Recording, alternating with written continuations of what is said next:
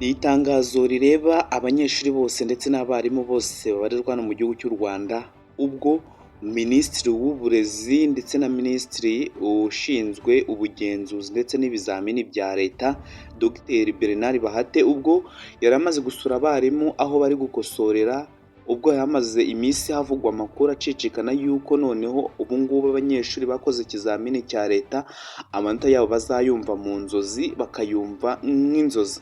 Hanyuma rero ibi byafashe umwanya Dr Bernard Bahati ushinzwe ikigo cy'ubugenzuzi ndetse n'ibizamini bya Leta hano mu Rwanda,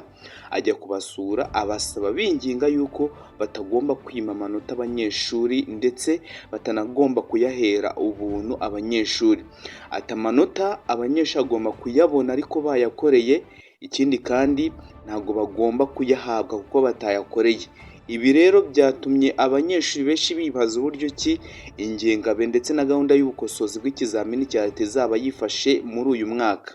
dore yuko mu minsi ishize umuyobozi wa REB ubwo yari amaze gusohora itangazo avuga yuko nta murezi cyangwa umwarimu uzajya uhabwa akazi atabanje gusuzumwa byibuze ku kigero cyashyizweho na sitati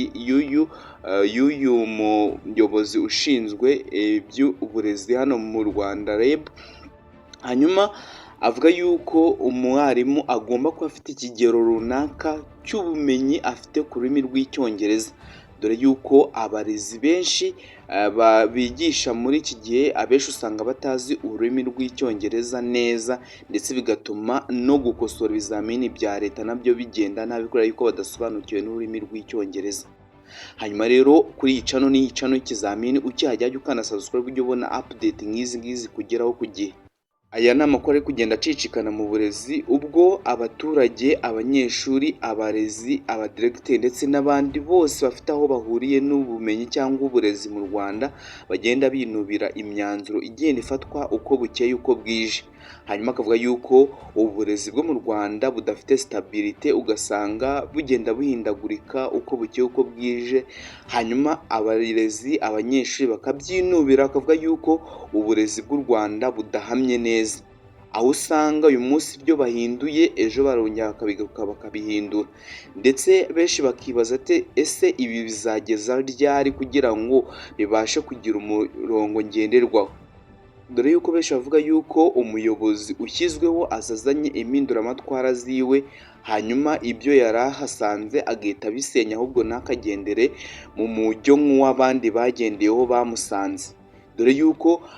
ubwo abanyeshuri bakoze ikizamini cya Leta bavuga yuko bakoze ibizamini byoroshye, ariko nyamara mu gukosora no kubona amanota uzasanga bihabanye n'ibyo watekerezaga,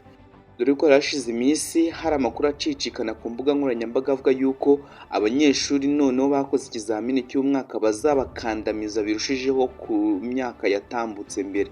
Hanyuma uyu Dr Bernard Bahati nibwo yagiye gusura hari gukorerwa ibizamini ndetse hari gukosorerwa ibizamini bya Leta, akavuga yuko abashimira cyane ku bw'umurimo n'umuhate bagenda bagaragaza uko bukeye uko bwije mu bwitange bw'akazi kabo,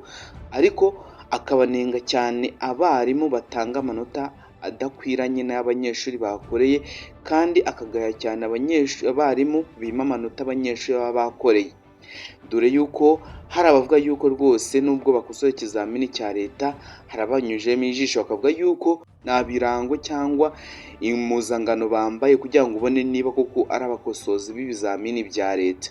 Iri ni itangazo rikomeye cyane rireba abarezi ndetse n'abanyeshuri, baba abari kwitegura umwaka w'amashuri yisumbuye cyangwa n'abandi banyeshuri, dore yuko primary senior ngira ngo mwumvishe yuko bashyizeho update z'uko abanyeshuri bazakora ibizamini nabi bazasibira, benshi bakavuga yuko noneho batazabona aho bacumbikira abanyeshuri niba hajemo ikintu cyo gusibiza abanyeshuri muri primaire ndetse no mu mwaka wa senior. Abarezi bagatakamba bavuga yuko ibyo ngibyo batagomba kubishingiraho kugira ngo batume basibiza abanyeshuri byibuze senior, bagomba byibuze gufata ku manota yo hasi cyane kugira ngo batazabona ubucucike mu mwaka w'amashuri yisumbuye. Ikindi kandi abarezi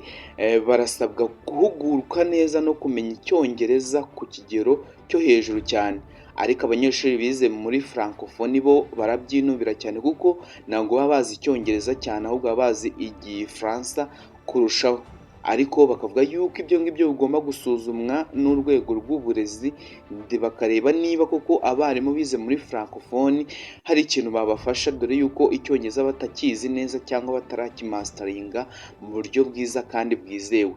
Rero reka tuze guhura mu kanya tubagezaho izindi update zigiye zitandukanye. Hano ni ku kizamini, ucyajya ukanda subscribe ufungura inzogera yawe. Ikindi kandi niba ubona iyi video ijya igufasha, ujye ukanda like, usharinga iyi video, ujye muri comment ubwire video twazabakuraho ubutaha.